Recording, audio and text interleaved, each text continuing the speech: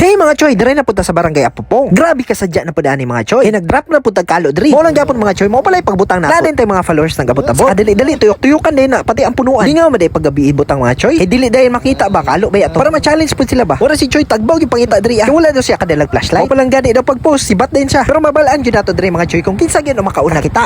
Mo na magtuyok-tuyok na lang gyud ka. Murag ako ra may nalipong sa iya. Mo to nangita pud diri si sir. Dili na tanglad ha. Tagbot na. Dili gyud pagmaayo ni sir. Sa sige niya pangita mga choy nakabantay siya sa likod. Murag na naman puy paadto. Mo to isa ka choy diri layo na gid yang gato. Pero nara sa babaw sa punuan nato gibutang. Dragi sa babaw. Pero first attempt de sir, lingi gid siya sa babaw mga choy. Pero yun niya nakita. Ni atras manuon siya nanon ta siyang atubangan. Pero ang isa ka choy diri no, grabe gyud pangita niya diri. Pero si sir gibalikan gyud niya diri ako siya na kontento. Pero ang isa ka choy diri nagdagid-dagan mapadong siyang motor. Nanapoy naabot diri mga choy. Pero pagligi na to balik agoy gidala din yang motor de. Pag park sa choy dira mangita day na. Moto wala gid siya nagdugay-dugay mga choy. Gidala na gid yang motor. No flashlight, no problem. Na kay motor. Pero isa ka choy diri nara gid siyang ibabaw. Tagbaw siya pangita diri mga choy no. Dala yang motor. Grabe ka sadya na gid ani kay gitulak-tulak na gid niya. Sa kalingian lang na sa ibabaw ah. Kuha na ba? Ngaw gyud ko ani sa iya. Pero kinsa kayo makauna sa ilaha? Makita ang nagdalag motor.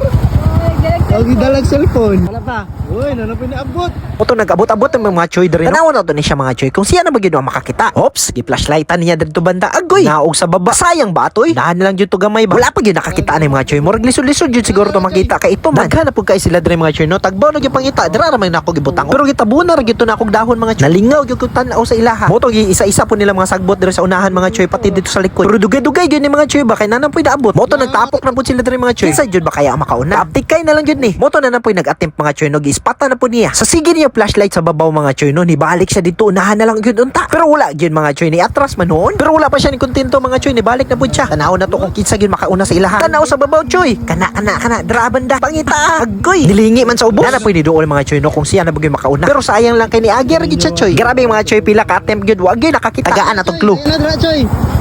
Ayan na dra, dali lang. Wala na dra.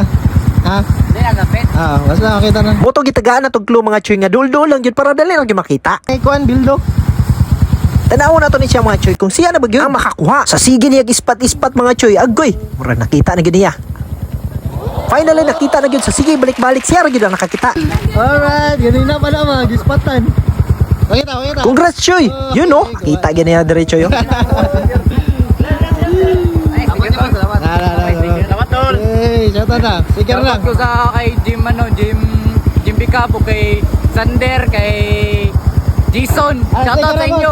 Muna daghan kay salamat sa nag-participate no. Sulid yung kaining taga Apupong.